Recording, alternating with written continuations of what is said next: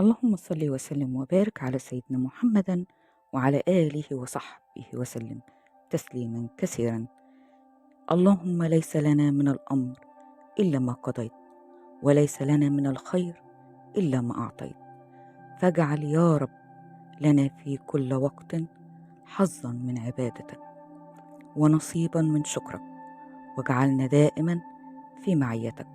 اللهم إنك ترى ما لا نرى وتعلم ما لا نعلم، فاكفينا شر ما في الغيب، واحفظنا بحفظك، واسترنا بسترك، وارحمنا برحمتك، واشملنا بعفوك يا حي يا قيوم.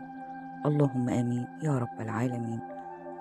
كل سنة وكل أم طيبة، ربنا يبارك فيكم ويعطيكم الصحة والعافية. واللي أم متوفية رحمة الله عليها، ربنا يغفر لها ويجعل قبرها روضة من رياض الجنة. اللهم آمين يا رب العالمين.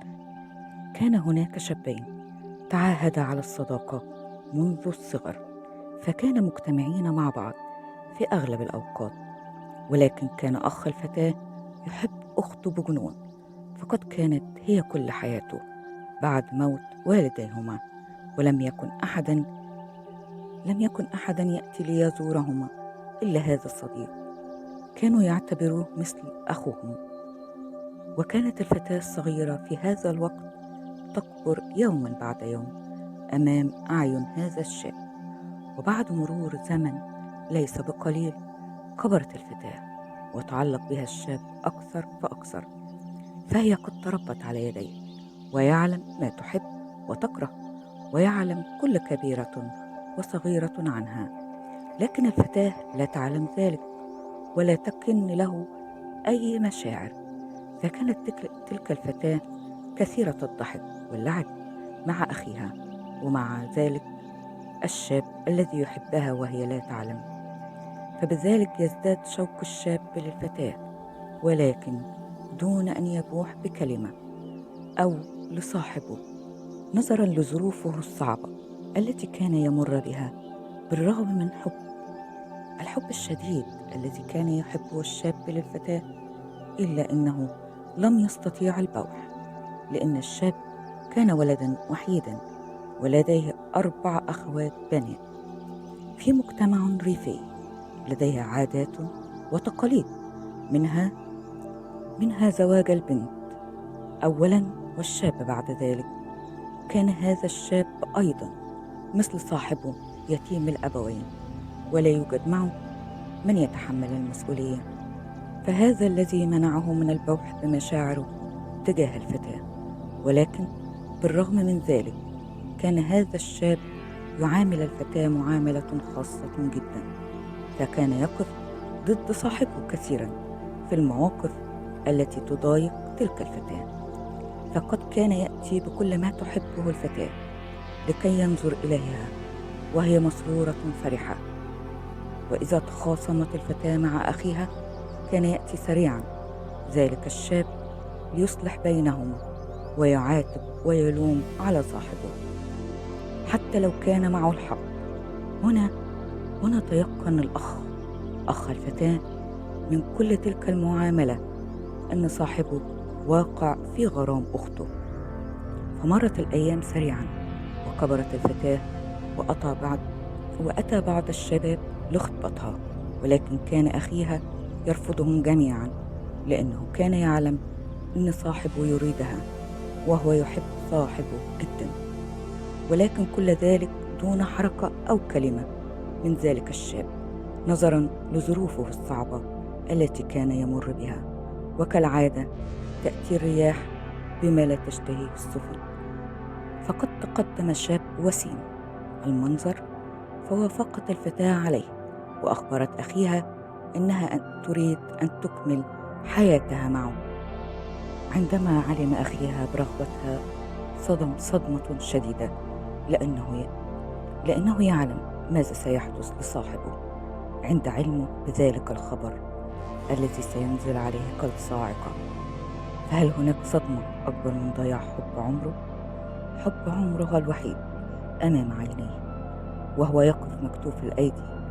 ولكن اشترط الأخ على أخته وعلى ذلك الشاب المتقدم لخطبتها أن تكون فترة الخطوبة طويلة، وكانت حجة منه على أن يستعد لتكاليف الزواج، ولكن كان هدفه غير ذلك تماما.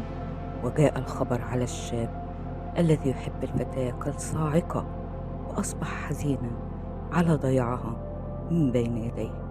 مرت الأيام وانكشفت الغمة على ذلك الشاب، تزوجت جميع أخواته البنات ولم يبق غيره، ولكن لا أحد يعلم ولا يدري ماذا كان يحدث مع الفتاة، فكانت دائما حزينة ولكن دون أن تظهر ذلك. فكان سبب حزنها ذلك الشاب الذي تقدم لخطبتها، فوجدت منه معاملة لا ترضيها، كان كثيرا ما يجعلها تنام ودموعها على خدها، بالرغم من أن صاحب أخيها كان يرضيها حتى ولو على حساب نفسه. فهنا أيقنت الفتاة أنها تحب صاحب أخيها. القرار بأن تخبر أخاها بذلك، ففرح فرحا شديدا وقال لها إن الشاب أيضا يحبها.